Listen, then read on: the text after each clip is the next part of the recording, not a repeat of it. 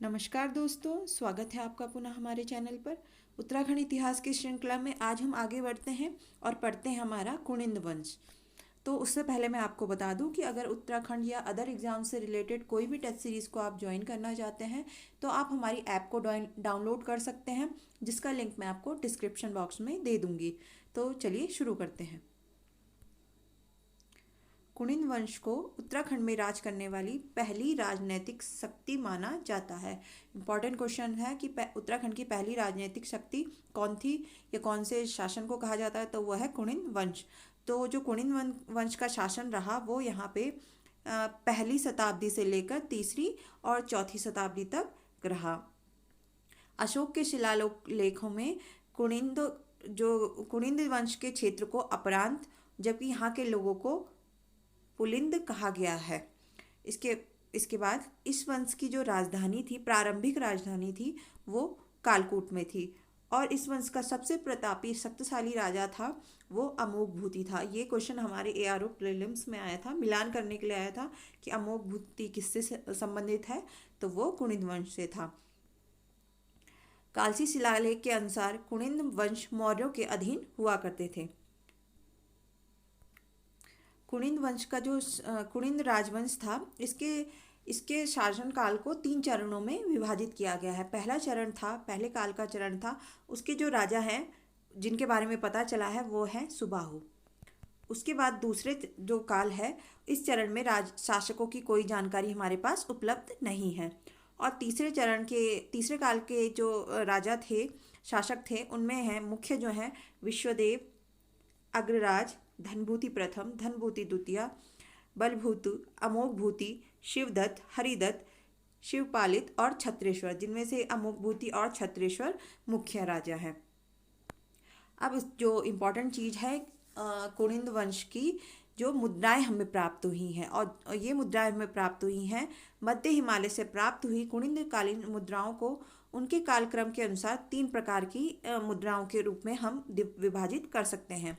तो प्रथम जो है वो है अमोघभूति प्रकार की, द्वितीय है अल्मोड़ा प्रकार की और तृतीय है छत्रेश्वर प्रकार की। इन मुद्राओं की लिपि, धातु, लेख और इनमें मिले चित्र कुछ इस प्रकार से हैं।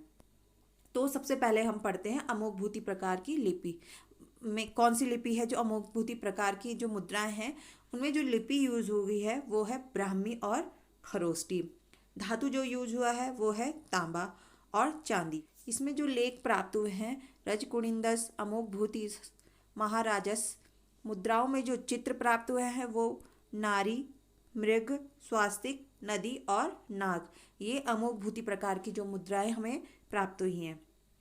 इन मुद्राओं में हिंदू यूनानी राजाओं की रजत मुद्रा का भी प्रभाव देखने को मिलता है। उसके बाद यह मुद्रा 3 प्रकार की मुद्राओं में सर्व प्राचीन मानी जाती है और इन मुद्रा के अग्रभाग यानी कि आगे के भाग में एक द्विहस्ता देवी दिखाई देती है और उनके दाहिनी तरफ को देखता हुआ मृग दिखाई देता है। उसके बाद है अल्मोड़ा प्रकार की। तो अल्मोड़ा जो प्रकार की मुद्राएं हैं उसमें जो लिपि यूज हुई है वो है ब्राह्मी लिपि, जबकि आपने अभी अमोघभूति में देखा उसमें ब्राह्मी और खरोष्टी दोनों थी। और धातु जो यूज हुआ है वो तांबा, जबकि ऊपर वाली में तांबा और चांदी दोनों था।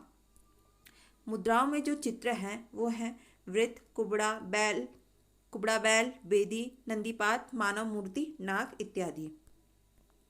इस प्रकार की मुद्राएं सिर्फ उत्तराखंड के हिमालय क्षेत्र में मिलती हैं और इनकी अधिकांश मुद्राएं अल्मोड़ा जिले से प्राप्त हुई हैं, इसीलिए इन्हें अल्मोड़ा प्रकार की मुद्राएं भी कहा जाता है। इन मुद्राओं में 8 राजाओं के नाम देखने को मिलते हैं।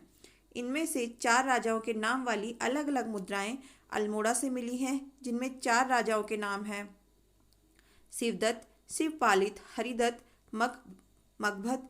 ये मुद्राएं अब लंदन के ब्रिटिश संग्रहालय में सुरक्षित हैं।